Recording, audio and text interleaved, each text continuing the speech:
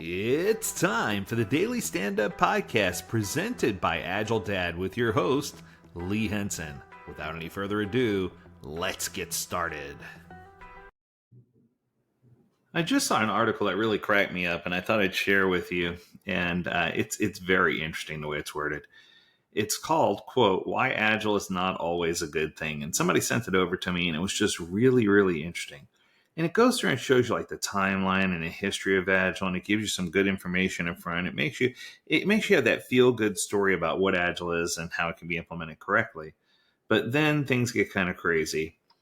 And here's where it starts. It says, research commissioned by a consulting firm. Now, I find that very interesting. They won't tell you who it is. Finds that software projects developed using quote-unquote Agile development methodologies have a 268% higher failure rate than those that do not. Let's pause there for a second. I don't know if any of you have ever taken my class before, but if you have, I have a question.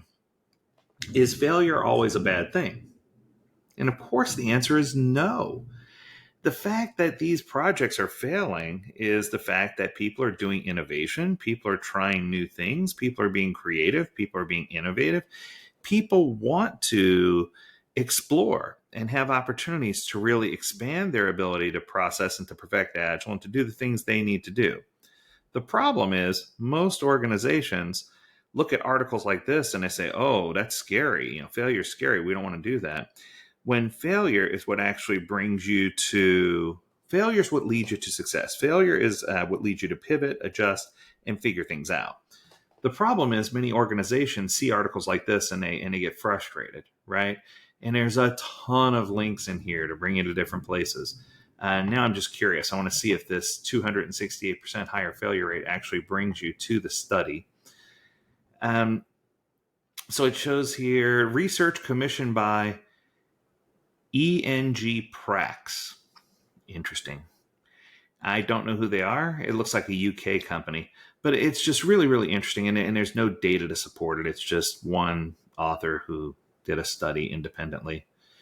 Just really enthralling, really interesting to me. But let's continue. It says, while this particular research might be labeled by some as less than impartial, in other words, trying to sell that particular consultancy's approach, the reality is that Agile methodologies have long been criticized, while studies attempting to prove their suitability have provided very little conclusive evidence as to their purported advantages. Let's stop there.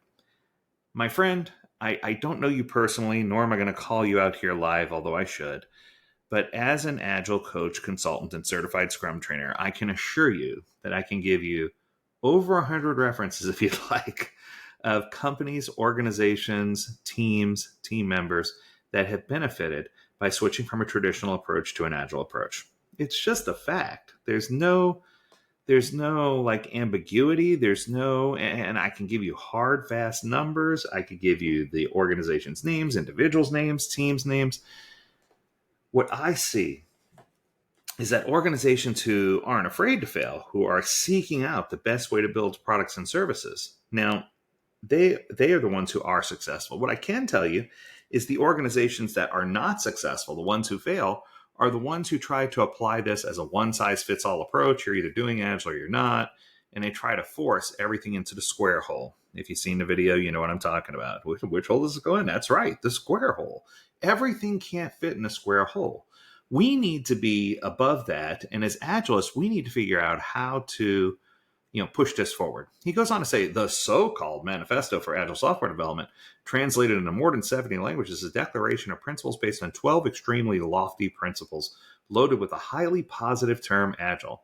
However, despite many supports that the manifesto received at the time, and a large number of companies that embraced it as one truth, the reality is that in many cases, this methodology tends to lead to teams talking too much about software without writing software that's dedicated to holding symbolic stand-up meetings that are actually a subtle form of covert one-way leadership, all while wearing sticky notes as if there were no tomorrow or as if they were all shareholders in 3M.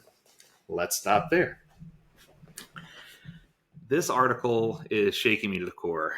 The manifesto in 2001 was not perfect. There, I said it. The manifesto today is still not perfect, but it was light years ahead of its time. When this was published back in 2001, and by the way, I just want to point out that you're still talking about it 23 years later, just want to make sure I point that out, that it must have some type of street cred. For it to be published in 70 languages means that some of it must be true. Which part is the part that you struggle with? The individuals and interactions, the working products and services. I can't see somebody taking that and picking it apart. The people who are picking the manifesto apart or the principles are the people who are trying to hang on every word. And it's just sad. It disappoints me because there's so many good things about the manifesto and so many good things about those principles that if you apply them correctly, you can have dramatic changes in the way that you build products and services. And you'll realize that it's not just for software anymore. There's so many things that you can build that you can use Agile to do that aren't software related. And I think that once we get to that point where we realize it, that's when we'll start to have that breakthrough. Now, he gives a quote here. According to one of the original signatories of the Agile Manifesto, Dave Thomas. Now, I want to point out, I love Dave, but he's super quiet. He said, quote, "The word Agile has been subverted to the point where it is effectively meaningless, and what passes for an Agile community seems to be largely an arena for consultants and vendors to hawk services and products." Part of this quote, I agree with. Too many people are using the word Agile to say, I'm Agile, or the services I provide are Agile, or the classes that I provide are Agile, and hey, I'm a trainer.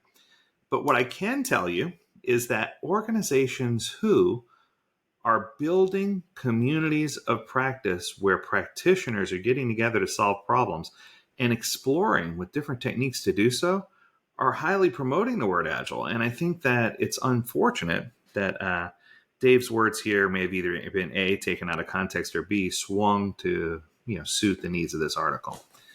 The emphasis on individuals and their interactions and with processes okay, let's try this again. The emphasis on individuals and their interactions with processes and tools seems to have a clear impact on higher failure rates. Well, sure it does, as does the irrelevance of the documentation process. Okay, nowhere in the document does it say that documentation is irrelevant. It's one thing to hate documentation, which all developers do, and another to pretend that not reporting back because it's necessary to prioritize that the software works is such a practice that generates stable or sustainable results. Okay, let's pause. Once again, I think that what you're doing, and I call this a wine and cheese party. You're giving me a whole lot of wine, but you're not bringing a whole lot of cheese. So far, you've complained about every single thing, but I haven't seen one thing that you're promoting to help it be sustainable, to help move it forward. It says, on the other hand, it remains to be seen whether Agile methodologies, as their name should imply, actually generate products with faster development. 65% of projects that use this type of methodology suffer delays in their expected delivery date. I don't know where you got that data from, but I'd love to see. According to research, again, what really matters in a software project, or to be able to deliver it on time and within budget, involves determining the engineering involved and that the developers feel comfortable discussing freely. The way to solve problems when they arise, in addition to taking measures to avoid developer burnout, to entrust this type of factor to vague and generic Agile methodologies is simply to entrust oneself to a supposed attribute, agility, which may have positive connotations, but that offers very few concrete tools. Okay, I said I wasn't going to do this, but I've decided I changed my mind.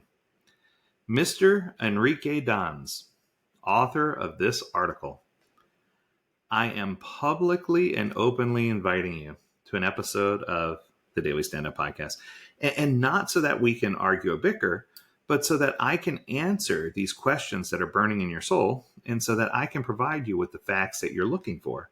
Because having worked with over 45 of the Fortune 100 companies and having seen Agile successfully implemented across many, many organizations, saving hundreds of millions of dollars, bringing products that matter to market faster, everything from the vaccinations and the vaccines that happened during COVID as Operation Warp Speed, to the CDC and their ability to quickly monitor and take care of problems, to the Department of Defense and the successes they've had with implementation and maintenance of existing products and implementation of new products and services, to companies like Amazon and Apple and eBay, and we could go down a list, Adobe, I could just keep going and going and going, to the entertainment industry, to every single industry has been impacted by Agile. And I would argue, against your record, that over 90% of these organizations have had success in some fit, form, or fashion. Has it been perfect? No, but it wasn't perfect before. Have they failed? Of course they have, because they've experimented.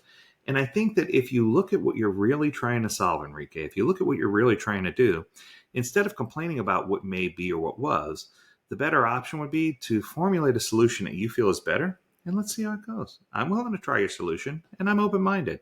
My challenge for you is to help me understand why you feel this way.